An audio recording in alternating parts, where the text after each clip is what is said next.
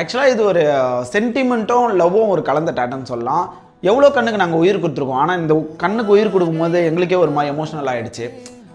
ஒருத்தவங்க மேலே நம்பிக்கை, இவங்க நம்மளை காலம் ஃபுல்லாக இருப்பாங்க, நம்ம கூட ஏதாவது வருவாங்க, அது அம்மாவாக இருக்கட்டும், அப்பாவாக இருக்கட்டும், ஒய்ஃபாக இருக்கட்டும், ஸோ மனைவி அப்படின்றவங்களுக்கு இந்த இடத்துல ஒரு முக்கிய பங்கு இருக்குது.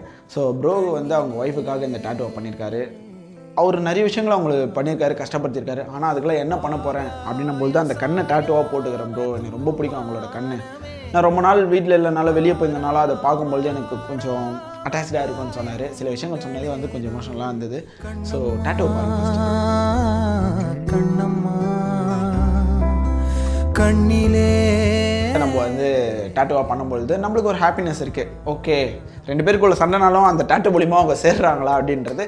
ஸோ உங்களுக்கும் இந்த மாதிரி டேட்டஸ் பண்ணால் H2 Tattoo Studio கான்டாக்ட் பண்ணுங்கள், நம்மளை ஃபாலோ பண்ணிக்கோங்க. தேங்க்யூ.